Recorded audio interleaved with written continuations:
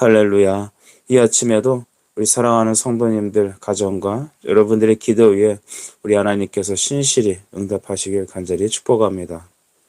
마태복음 21장 33절로부터 46절까지 말씀 중심으로 포도원 종들의 반란, 이런 제목과 함께 하나님 말씀을 상고하겠습니다. 성경에서 계속해서 예수님은 비유로 말씀하고 계십니다. 비유의 여러분 의도가 무엇일까요? 깨닫는 자는 구원 얻게 하시고 또한 깨닫지 못하는 자들에겐 더 감추기 위한 것입니다. 드러내 보이고자 하시는 것, 그것을 계시라고 우리는 말합니다.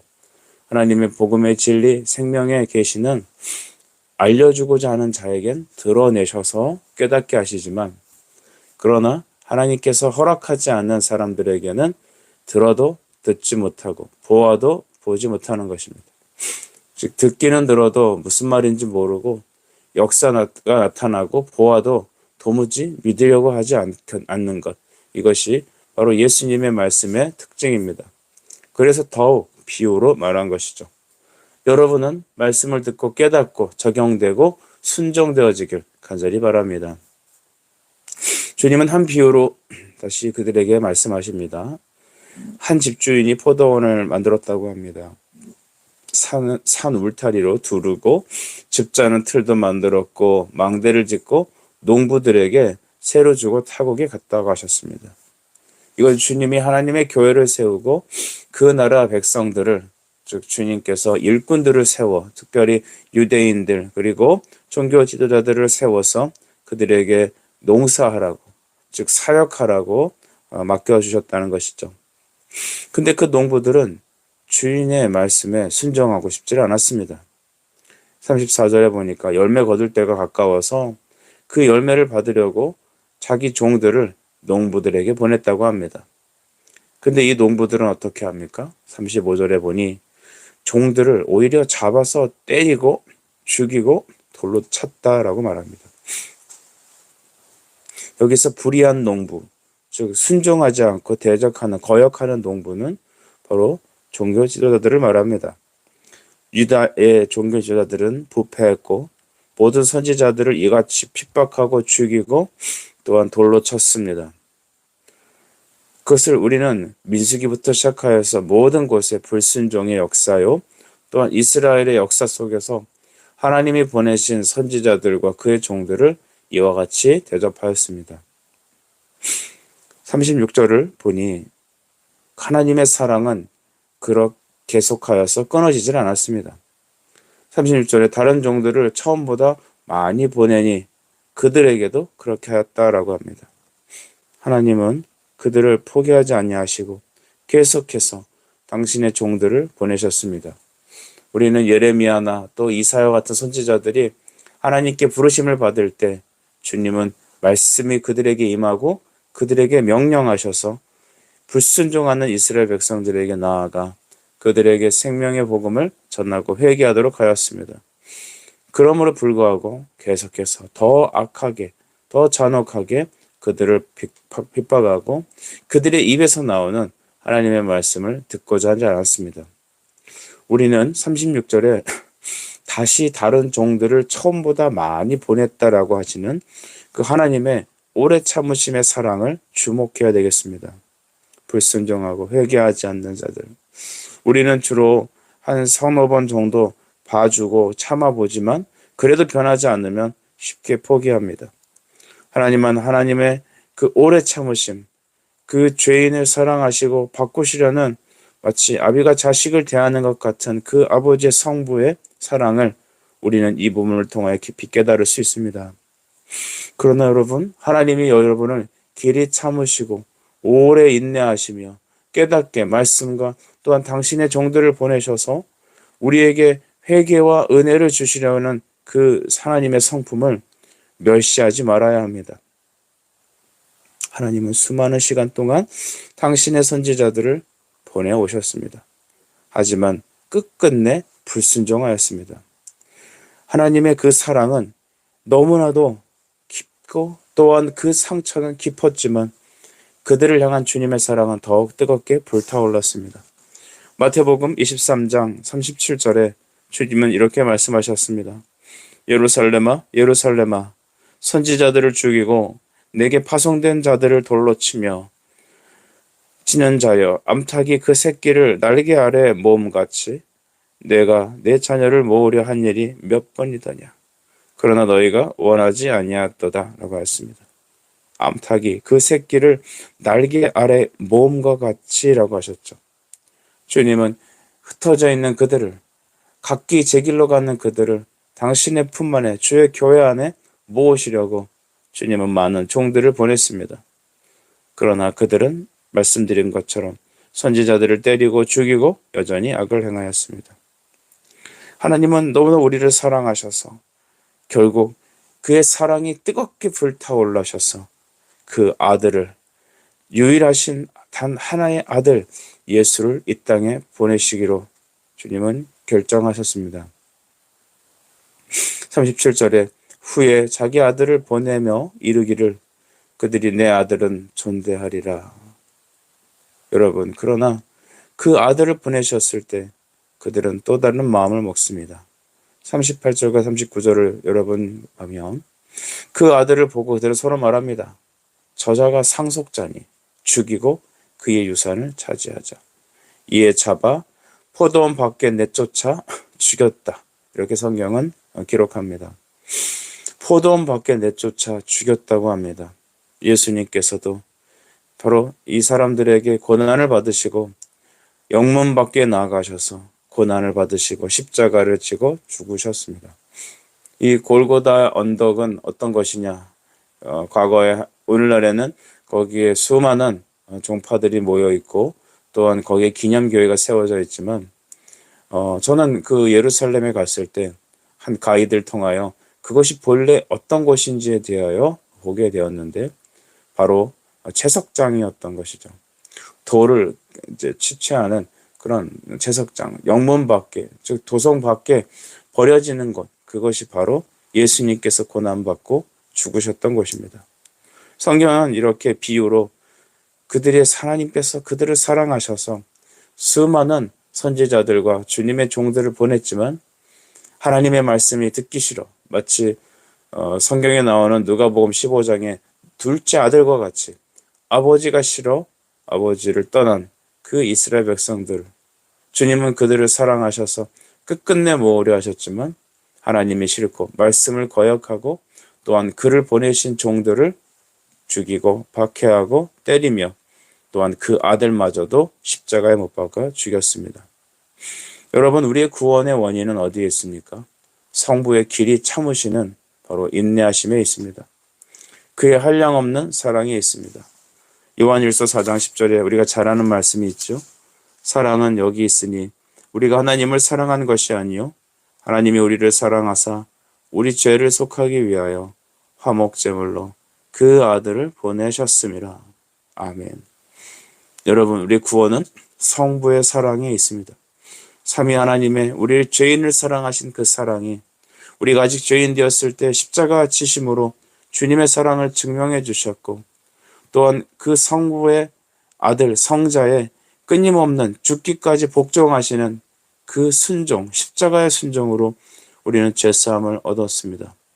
결코 우리는 우리의 구원이 우리 자신의 노력과 우리 자신의 떳떳함으로 이루어진 것이 아닙니다. 우리는 주님을 외면했습니다. 배은망덕했습니다. 주님을 보내시는 사람을 박해하고 그의 음성을 듣기 싫어 귀를 막았습니다.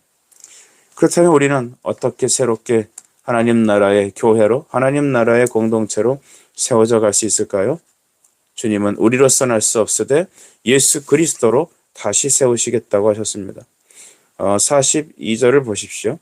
예수께서 이르시되 너희가 성경에 건축자들이 버린 돌이 모퉁이의 머릿돌이 되었나니 이것은 주로 말미암아 된 것이요 우리 눈에 기이하도다 함을 읽어본 일이 없느냐라고 하였습니다. 이 말씀은 시편 118편 22절을 인용하시고 성취한 것이죠. 당시 여러분 이 시편 118편의 내용은 이스라엘의 왕이었던 다윗이 주변 사람들의 즉 권력 집단자들에서 버림을 받았습니다. 버림을 받고 그는 이제 끝난 것 같았지만 그 후에는 하나님이 그를 세워주셔서 이스라엘의 왕이 된 사실을 예표한 것입니다. 이 사실을 하나님께서는 그리스도께서 이후에 버림을 받았지만 십자가에 못 박혀 죽임을 당했지만 다시 부활하셔서 만왕의 왕이 되심을 예언하신 것입니다. 그래서 건축자가 버린 돌이 집 모퉁이의 돌이 되었다. 이 모퉁이 돌은 무엇입니까? 건물의 중심축을 이루는 것이죠. 그래서 이곳과 저곳을 서로 이어서 연결하는 그런 중심돌입니다.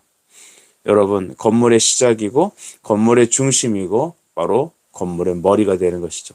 예수님은 교회의 머리가 되십니다.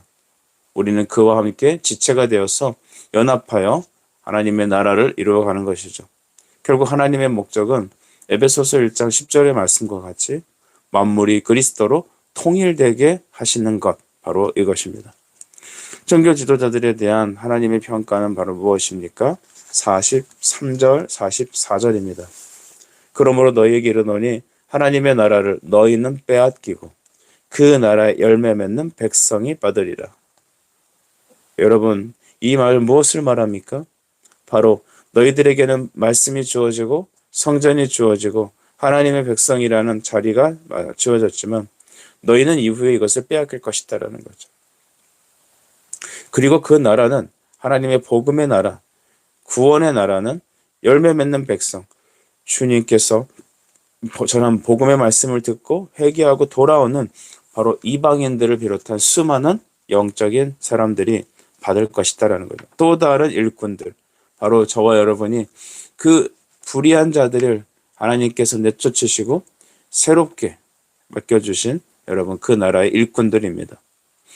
여러분, 이것은 하나님이 우리를 살리시기 위하여 그 불의한 농부들 대신 다시 새로운 농부들을 불러서 우리가 그 부르심에 순종하게 된 사건을 말합니다. 이후에 여러분 이스라엘, 특별히 그 종교 지도자들은 어떻게 될까요? 44절에 이 돌 위에 떨어지는 자는 깨지겠고 이 돌이 사람 위에 떨어지면 그를 가루로 만들어 흩으리라 하시니 했습니다. 이 돌은 여러분 그리스도의 말씀의 도요 예수 그리스도를 말합니다. 반석이신 그리스도, 생명의 진리의 복음을 말하죠. 그 말씀을 여러분 거부한 유대인들은 어떻게 됩니까? 결국 역사적으로는 이 로마에 의해서 멸망을 당합니다. 디도라는 장군을 우리는 알고 있죠. 이 티투스라는 장군이 이 땅에 예루살렘에 와서 건물 위에 건물이 없을 정도로 성전에 돌 위에 돌이 없을 정도로 모든 그 성전을 허물어뜨리고 이스라엘은 역사 속에서 사라지는 듯 하였습니다. 결국 이스라엘은 세계에서 이렇게 유리하고 방황하다가 다시 오늘날 이스라엘 국가로 하나님이 모아주셨죠. 이 영적으로는 이와 같이 불시판을 받는 것이고 또한 이제 나라가 흩어지고 모든 백성들이 국민들이 전 세계를 윤왕하는 그런 상황에 이르게 되는 것입니다. 돌이 사람 위에 떨어지면 마치 항아리가 깨져 상상 조각이 나서 이것저것 막 흩어지듯이 하나님은 그 나라를 그렇게 전 세계로 흩으셔서 유리방황하게 하셨습니다. 제사장들과 바리새인들은 자기를 가리켜 하는 말인 줄 알았습니다. 그래서 어떻게 했습니까? 회개하였나요? 주님밖에 없다고 무릎 꿇고 다시 그 십자가의 은혜를 구하며 주님의 뒤를 쫓았습니까? 아닙니다. 그들을 예수를 잡고자 했던 것이죠. 그들의 완악함을 여기서 보여줍니다. 오늘 우리는 이 말씀을 보면서 또한 종교 지도자, 영적 리더십인 저와 같은 목회자들이나 또한 하나님께서 부르셔서 왕 같은 제사장으로 부름받은 우리 먼저 된 신자들의 모습을 다시 한번 말씀에 비추어 보아야 될 것입니다. 여러분, 나는 종교인으로 살고 있습니까? 아니면 예수님의 신실한 일꾼입니까? 주님의 말씀에 따라 열매를 맺고 주님이 결산하실 그날을 바라보며 나는 지금 등불을 준비하는 그런 어린 아이같이 또한 등불을 준비하는 처녀와 같이 예수님의 오심을 기다리고 있습니까? 여러분, 우리는 언젠간 주님의 평가와 또한 주님의 다시 오셔서 이 땅의 교회와 또 우리 인생을 주님께서 판단하러 결산하러 오실 날이 있을 것입니다. 우리가 벌거벗은 상태로 드러나지 않기 위해서는 어떻게 해야 될까요? 오직 그의 말씀을 믿고 충성스러운 종이 되어 농부로서 일을 해야 될 것입니다. 복음을 전하고 예배하고 주님의 영광을 위해 살아가야 될 것입니다. 그럼에도 불구하고 포도원 종들의 이 반란과 같이 하나님 말씀을 거역하고 그 주님이 주신 인생을 자기 것으로 사유화하며 살아간다면 우리는 주님의 계속적인 사인과 주님의 계속적인 또한 회개의 사인을 거부한 채 마지막 이 말씀처럼 돌이 그 항아리 위에 깨어져 그 사람 위에 깨어져 흩어지게 될 것입니다. 저는 우리 한국에 일어나는 여러 가지 일들과 특별히 교회에서 일어나는 한국 교회에 일어나는 여러 가지 일들을 보며 정말 이 말씀이 진리라고 믿습니다. 여러분, 우리는 흩어지기 일부 직전 아닙니까? 하나님의 심판이 우리 앞에 놓여져 있지 않습니까? 이 말씀을 우리에게 깨닫게 하시는 것은 하나님이 다시 그를 사랑의 품으로 우리를 부르시고 있기 때문입니다. 우리가 하나님의 길이 참으심을 멸시하지 않길 바랍니다. 오직 이 말씀을 깨닫고 오늘 대제사장들과 바리새인들처럼 예수를 잡고 그 말을 못하게 하려는 강팍함이 아니라 우리가 마음이 깨어지고 하나님 앞에 나아가 돌이 우리 안에 먼저 우리가 떨어져서 우리가 깨져서 그 마음이 깨져 주님 앞에 나아가는 열매 맺는 하나님의 종들로 쓰임 받기를 드러나기를 이 아침에 간절히 축복합니다. 기도드리겠습니다. 사랑과 은혜의 주님 감사합니다. 주여, 우리에게 이 사실을 알리시는 것은 우리로 하여금 돌이키고 주님께서 우리에게 찾아오셔서 생명의 말씀으로 오신 그 주님을 나의 주, 나의 하나님으로 모셔드리기 위한 줄 믿습니다. 주님, 누구에게 이 말씀을 들어야 한다라고 판단하기 이전에 내가 하나님, 주님 내게 내 인생의 마지막 하나님 돌이 떨어지기 전에 우리 마음을 찢고 내가 자신이 깨어져 하나님께서 열매 받으시고 하나님께서 영광 받으시기 합당한 열매 맺는 그 하나님의 교회와 성도가 되어질 수 있도록 이 아침에 우리를 빚어 주시옵소서. 예수 그리스도 이름으로 기도 올려옵나이다. 아멘.